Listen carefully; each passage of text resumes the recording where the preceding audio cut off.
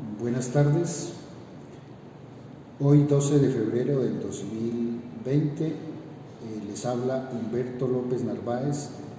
en mi condición de secretario ejecutivo de la Coordinadora Sindical del Poder Judicial. Procedo enseguida a rendir el informe de la sesión de la mesa técnica realizada en la mañana de hoy con el Gobierno Nacional. El primer punto que se abordó fue el atinente a la prima de que trata el artículo 14 de la Ley Cuarta de 1992. El Gobierno Nacional comunicó la decisión de Estado del Gobierno Nacional de acatar sin reservas las sentencias de unificación que el Consejo de Estado ha proferido en esta materia y como consecuencia su disposición de cancelar esta prestación a los jueces y fiscales a partir del 1 de enero del año 2021. Lo anterior en consideración a que en el presupuesto aprobado para la vigencia del 2020 no se apropiaron los recursos necesarios para su cancelación. La coordinadora sindical le hizo una contrapropuesta que consiste básicamente en que en este mes, cuando se expidan los decretos salariales, se fije a los jueces de la República y a los fiscales el incremento del 30% en la asignación básica para completar el 100% como lo ordenan las sentencias de unificación. Y adicional a eso, que se cree la prima especial del artículo 14 de la Ley Cuarta, de tal modo que el ingreso mensual a partir de este año de estos funcionarios represente el 130%. Es pertinente recordar que de acuerdo con el estimativo del Ministerio de Hacienda, esta prima especial en el caso de los jueces asciende a la suma de 151.000 millones de pesos y en el caso de los fiscales a 166.000 millones de pesos para un total de 317.000 millones. A esto hay que agregarle 90.000 millones de pesos, que es el impacto fiscal que tiene la incidencia prestacional, habida cuenta que en adelante las prestaciones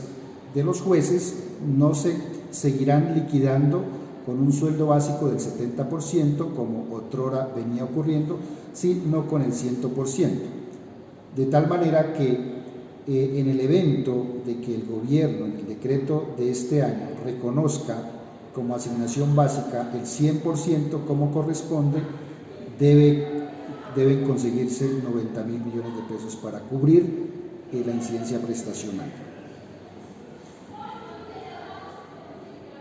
Y la cancelación pues debe hacerse durante esta vigencia fiscal. El gobierno insiste en que no tiene ningún espacio fiscal para comprometerse u obligarse con este pago. No obstante, se le solicitó por parte de las organizaciones sindicales que adelante las gestiones que correspondan con el Consejo Superior de la Judicatura, con el Fiscal General de la Nación y, si es preciso, recurriendo a remanentes de vigencias fiscales anteriores, traslados de las partidas del presupuesto de cada entidad o, en últimas, con una adición presupuestal a fin de cumplir con esa obligación este año.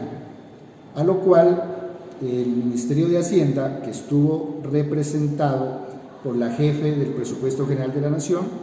se compromete la semana entrante, que continúa la mesa técnica entre el martes y miércoles, a rastrear y a encontrar hallazgos de estos recursos a fin de iniciar el pago este año.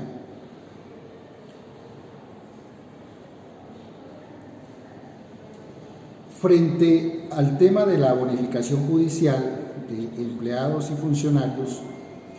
el gobierno por conducto de la vocera de Función Pública, intentó retroceder en la discusión que se había dado en sesiones anteriores, en el sentido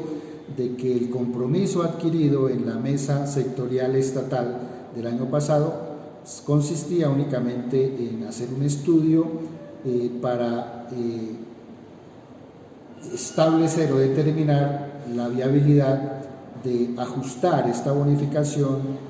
anualmente en la misma proporción que se hace del salario mínimo, es decir, reconocer para el 2020 el 1.32 adicional para que se equipare al 5.12 en el cual se aumenta el salario para este año. Y lo otro es reconocer el carácter salarial. Sobre este tema, pues se comprometen también en la semana siguiente a buscar recursos a fin de atender por lo menos la primera reclamación del ajuste del 1.32 para este año, toda vez que el costo por dicho concepto es muy mínimo, si se tiene en cuenta que para la rama judicial costaría 12.000 millones de pesos y para la Fiscalía 10.000 millones de pesos. Se requerirían para cubrir esta diferencia porcentual de 22.000 millones de pesos, que es una cifra razonable para el gobierno nacional. Finalmente, con respecto a la devolución de los salarios y prestaciones deducidos a los trabajadores de la Fiscalía que participaron en el paro del 2014, el tema relacionado con dar un tratamiento tributario equitativo a los empleados, habida cuenta que la ley de crecimiento económico solo restituyó la exención a los jueces y fiscales, y lo atinente a la definición de los empleos que se crearían con los recursos adicionales para juzgados del orden de 98.700 millones de pesos. Esos temas se llevarían la semana entrante para definirlos. Por último, en el día de mañana, 13 de febrero, en Bogotá, las 13 organizaciones sindicales que conforman la Coordinadora Sindical del Poder Judicial se reunirá para evaluar este proceso de negociación y fijar la hoja de ruta. Vamos a determinar, después de esa valoración, qué es lo que sigue, si decidimos involucrarnos en un proceso de movilización con jornadas de protesta, si seguimos en la mesa técnica en la cual pues el gobierno no ha expresado una voluntad clara de conseguir recursos adicionales para atender estos preacuerdos que los sindicatos lograron en la mesa estatal.